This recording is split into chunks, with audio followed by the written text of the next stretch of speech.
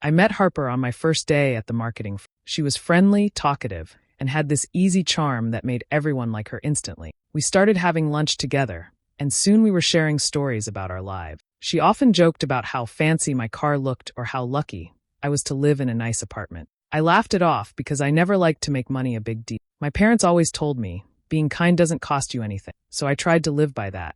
One Friday, Harper mentioned she needed someone to watch her kids for a couple of hours because her babysitter canceled. She sounded desperate, and I didn't want her to lose her job, so I offered to help. I thought it was just that one time, but it slowly became a pattern. Every week, there was a new reason she couldn't find someone else. I didn't mind at first. Her kids were sweet, and I wanted to be supportive. But soon, it stopped feeling like a favor and started feeling like an obligation. She would call me after work and say, "Olivia, you're not busy, right? Can you pick up the kids?" Or, "I know you don't have kids, but you're so good with mine." I kept agreeing because I didn't know how to say no without sounding selfish. Every time I tried to set boundaries, she'd play the guilt card. She'd sigh and say, "Must be nice having so much free time. Some of us actually have responsibilities." Her tone stung more each time. I realized she didn't see me as a friend anymore, just as someone convenient. Once, I was invited to a networking dinner that could have helped my career, but Harper dropped her kids at my door an hour before it started. She didn't even ask, she just said, "I know you won't say no, you're a lifesaver." Then she left. I missed that event completely, sitting there with 2 toddlers watching cartoons while she went out for the night. I started feeling drained. It wasn't about the babysitting, it was about how invisible I felt. She never thanked me properly, never asked how I was doing. It was always about what she needed. When I tried to talk to her about it, she brushed me off. "Don't act like it's a big deal," she said. "You love my kids, and you can afford the time." That was the first time I felt my kindness being used against me. It hurt because I thought we had a real friendship, but it turned out to be one-sided. I began to wonder if she ever liked me at all, or if I was just someone she could depend on when things got tough. Still, I kept quiet, trying to convince myself it would get better. Deep down, though, something told me this wasn't friendship anymore. It was control disguised as gratitude. After that first time I helped Harper with her kids, things started changing slowly. She began treating my time like it belonged to her. At first, it was small things, asking me to pick up her groceries while I was out or to drop by her apartment to check on the kids, just for a bit. She always said it in a light tone, like it wasn't a big deal. I didn't want to sound rude, so I kept agreeing. I told myself I was just being a good friend. At work, she'd talk about how hard it was being a single mom and how tired she was all the time. Everyone sympathized with her, and I did too. I had the means to help, and I didn't mind doing it occasionally. But soon it stopped being a choice. Whenever something came up in her life, she'd call me first. She never asked if I had my own plans. She just assumed I was available. One Saturday, she called early in the morning and said, "Olivia, I'm running late for an interview. Can you please watch the kids for just a few hours?" I agreed because I didn't want her to miss a job opportunity. But those few hours turned into the whole day. When she finally came back, she didn't apologize. She just said, "You're a lifesaver. I knew you wouldn't mind." That was the moment I started realizing she didn't value my help. She expected it. She also became more comfortable commenting on my lifestyle. If I bought new clothes or mentioned going on a trip, she'd say, "Must be nice to not have to worry about bills." It wasn't said as a joke anymore. It carried a bitterness that made me uncomfortable. I tried to ignore it, thinking maybe she was just stressed. The turning point came when she started planning her weekends around me. She'd tell her kids, "You'll be with Aunt Olivia this weekend," before even asking if I was free. Sometimes she'd drop them off without warning, sending a quick text like, "I'm already on my way. Hope that's okay." I didn't know how to react. I wasn't the type to argue, but the more I gave, the more she took. One weekend, I finally said I couldn't do it because I had a family dinner. She sounded annoyed, not disappointed. "Wow, okay. I thought you cared about my kids," she said. That guilt hit me hard. I skipped my dinner and stayed with the kids again, even though I felt angry at myself for giving in. From that day on, our friendship felt less like a bond and more like a responsibility I didn't sign up for. She didn't treat me like an equal anymore. She treated me like part of her household staff. Every time she called, I felt a mix of dread and guilt. I missed the days when we used to laugh at lunch, when it felt like a real friendship. Now it was all about what she needed and what I could give. And I knew deep down that something had to change soon. Harper started calling me her lifesaver, so often that it almost became my nickname. At first, I thought it was her way of showing gratitude. She'd hug me, thank me, and say she didn't know what she'd do without me. But slowly, the words started to feel heavier, like they came with strings attached. Every time I tried to take a break or say I had other plans, she'd make me feel guilty. If I said I couldn't come over because I had errands, she'd reply, "Must be nice having free time. I can't even breathe without worrying about my kids." It always made me feel bad, like I was being selfish for wanting time for myself. So, I'd drop whatever I was doing and go to her place.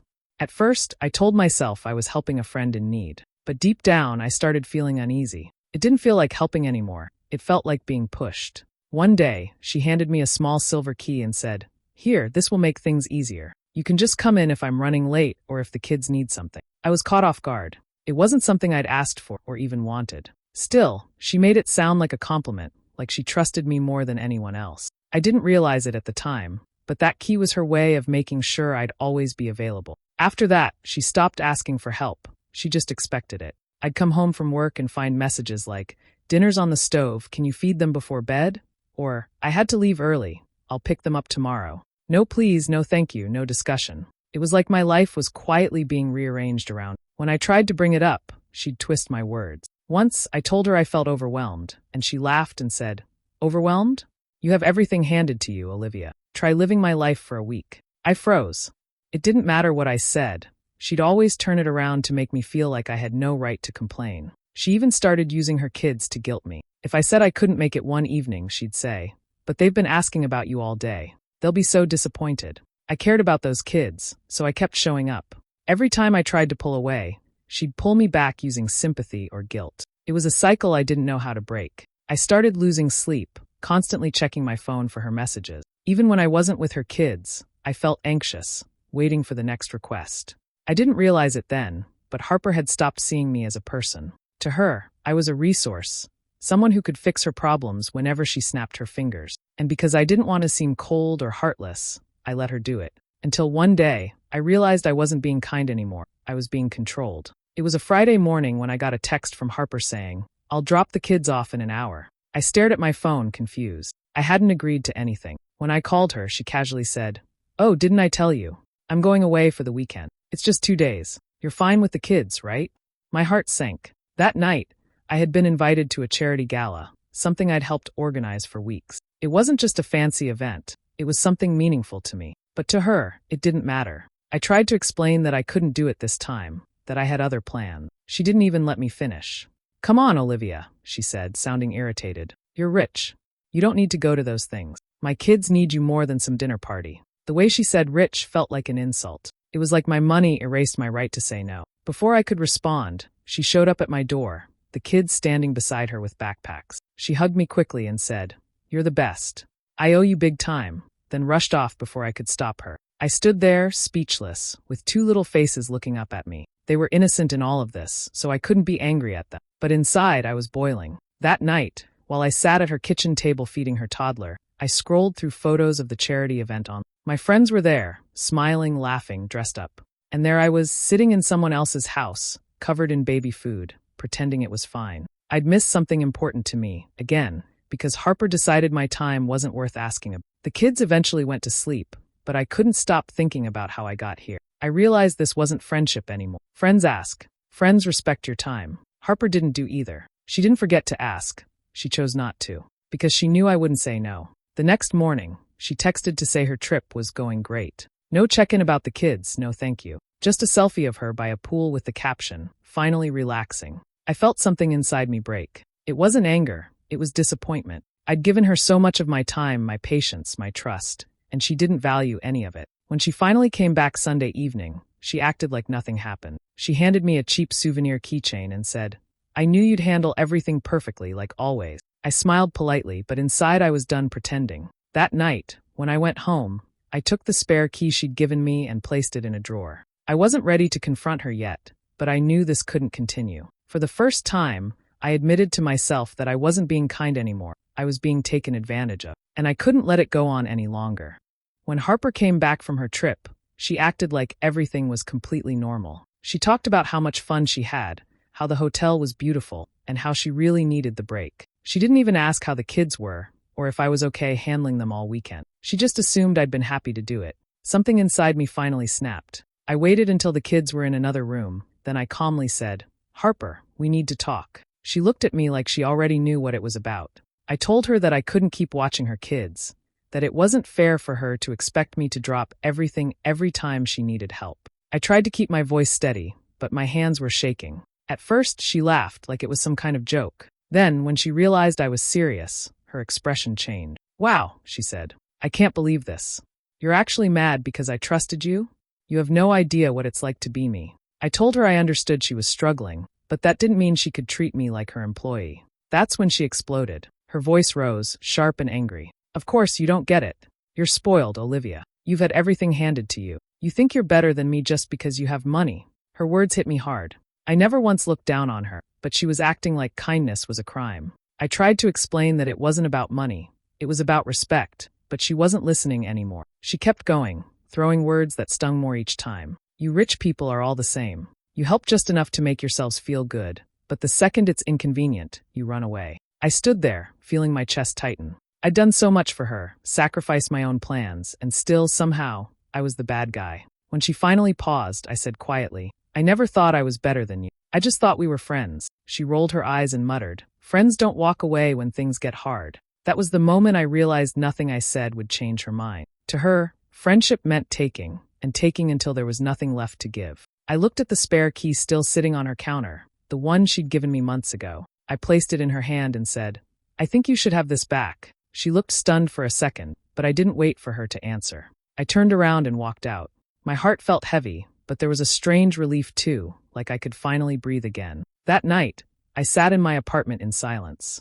The guilt tried to creep in, but this time I pushed it away. I had done everything I could. No matter how much I gave, it was never enough. And I finally understood, some people don't want help, they just want control. I promised myself then that I wouldn't let anyone make me feel guilty for having a kind heart again. After that day, everything between Harper and me changed completely. At work, she stopped talking to me. She wouldn't even look in my direction during meetings. When I passed her in the hallway, she'd turn away or whisper something to whoever was nearby. At first, I thought she just needed time to cool off, but it quickly became clear that she was doing something else. She was turning people against me. It started with little things. Coworkers who used to chat with me suddenly became quiet when I walked into the break room. A few stopped sitting near me during lunch. I could feel the shift, even when no one said anything directly. One afternoon, a friend from another department told me that Harper had been spreading rumors, that I had abandoned her kids without notice, that I only pretended to be nice because of my money, and that I was cold-hearted when people needed me.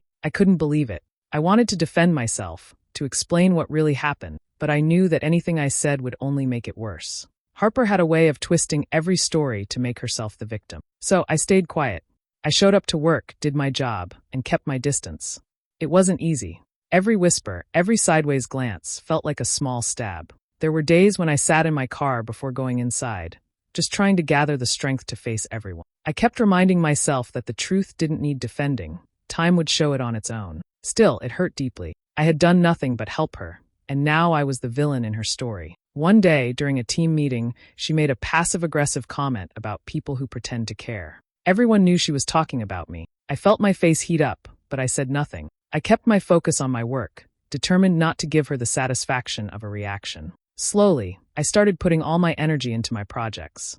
I stayed late, volunteered for new campaigns, and built relationships with clients directly. It became a quiet form of escape, focusing on what I could control instead of drowning in what I couldn't. My boss started noticing my efforts, and for the first time in months, I felt like I was reclaiming a part of myself that Harper had taken away. Even so, there were nights when it all came rushing back. The betrayal, the lies, the way she used my kindness like a weapon. I'd replay everything in my head, wondering if I could have done something differently. But deep down, I knew the truth. Some people twist good deeds because they can't stand facing their own faults. So, I let her words fade into the background. I didn't fight back. I didn't try to fix it. I just quietly moved forward. And even though the hurt lingered, I knew one thing for sure. Walking away from her was still the best decision I'd ever made. A few months passed, and by then, Harper and I barely crossed paths. She stayed in her corner at work, surrounded by a smaller group of people who still believed her side of the story. I didn't care anymore. I had learned to focus on myself. I kept my head down, worked hard, and avoided the gossip. Life had become peaceful again, even if part of me still felt a quiet ache from how everything ended. Then, one Monday morning, something unusual happened. I walked into the office, and there was a strange tension in the air. People were whispering in corners, and the HR manager was walking quickly between offices with a stack of papers. Everyone looked nervous. I didn't think much of it at first, until I saw Harper's name come up in a few hushed conversations. By lunchtime, the truth started to spread. Harper had been using company supplies and time to run side projects, personal ones that had nothing to do with her job. Apparently, someone had reported it after noticing she'd been using the office printer and email for non-work clients. HR started digging and found even more messages she had sent, talking badly about other employees. It turned out, she hadn't just been spreading rumors about me. She'd been saying cruel things about almost everyone she worked with, calling people lazy, fake, or incompetent. She had built this image of herself as the honest one, who always told it like it was, but behind closed doors, she was tearing everyone down. When she was called into HR, she tried to talk her way out of it. I heard later that she blamed others, saying people were jealous of her. But it didn't work. The evidence was too strong. By the end of the day, she was packing her things into a cardboard box while security stood nearby. The same people who once whispered about me now avoided making eye contact with. I watched from my desk as she walked out, her face pale and her shoulders tense. She glanced in my direction for a second, but I didn't move or say anything. I didn't need to. For once, I didn't feel angry or bitter. I just felt done. After she left, the office slowly returned to normal. The same coworkers who had once believed her stories started treating me differently, more kindly, almost guilty. One even came up to me and said, "Guess we all learned who she really was." I just smiled and said, "It's over now." That evening, as I sat in my car before heading home, I thought about everything that had happened. There was no satisfaction in seeing her lose her job, just a quiet sense of balance. She had spent so long using others and twisting the truth that it finally came back to her. I didn't need to lift a finger. Karma had handled it perfectly, and for the first time in a long while, I felt at peace. Not because she fell, but because I had finally let go of everything she'd taken from me. It had been a few weeks since Harper was fired. The office felt lighter without her drama. I was finally sleeping better, focusing on my work, and feeling more like myself again. I thought that chapter of my life was closed for good. Then one evening, as I was finishing dinner, my phone started ringing. I looked at the screen. It was Harper. For a moment, I just stared at it, unsure whether to answer. Curiosity got the better of me, so I picked up. Her voice was shaky, almost unrecognizable. She sounded tired, worn out. "Olivia." I didn't know who else to call, she said between quiet sobs. I stayed silent, waiting for her to continue. She told me she'd been looking for a job for weeks, but no one would hire her. The rumors about her had spread through other companies, and her reputation was ruined. She said she was behind on rent, her car had broken down, and now her babysitter had quit without notice. Then came the question I knew was coming. "Can you please help me out? Just for a few days. I just need someone to watch the kids until I figure things out." Her words hit me hard. A few months ago, I would have said yes immediately. I would have dropped everything to fix things for her. But this time, something inside me was different. I wasn't angry anymore, just clear. I took a deep breath before answering. "Harper," I said softly, "I'm sorry you're going through this. I really am, but I can't help you this time." There was a long silence on the other end of the line. I could hear her breathing, waiting for me to change my mind like I always did. But I didn't. I stayed calm and firm. She finally whispered, "I can't believe you're doing this." After everything, her tone wasn't angry, just broken. I felt a small ache in my chest, but I knew I was doing the right thing. "I hope things get better for you," I said gently, "but I can't be the one to fix them anymore." The silence that followed was heavy. For the first time, I didn't rush to fill it. I let it sit there, the quiet truth between us. She hung up without another word, and I just sat there for a while, holding my phone, staring at the wall. It felt strange at first, almost wrong, to say no. But deep down, I felt something shift. It wasn't cruelty, it was closure. I realized that for years, I had mistaken being kind for being responsible for other people's problems. Saying no didn't make me cold, it made me free. That night, I slept peacefully, not because she was suffering, but because I finally understood what boundaries really meant. Sometimes the hardest no you give is the one that saves you from ever being used again. After that call, something in me shifted for good.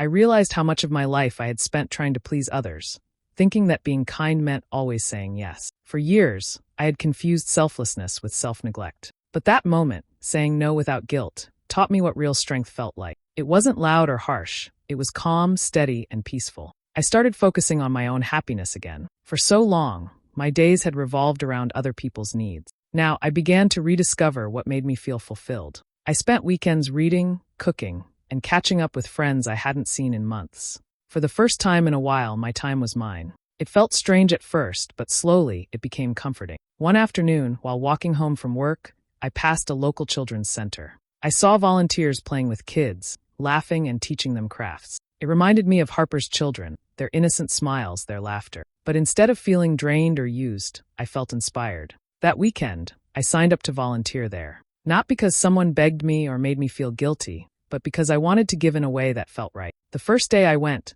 I spent hours reading to a small group of kids. Their faces lit up with excitement as the story unfolded. It was a small moment, but it filled me with something I hadn't felt in a long time: genuine joy. I realized that helping people could feel beautiful when it came from choice, not obligation. As weeks went by, I noticed how peaceful my life had become. I wasn't carrying anyone else's emotional weight. I wasn't waiting for someone to take advantage of my kindness. Instead, I was choosing where my energy went, and that made all the difference.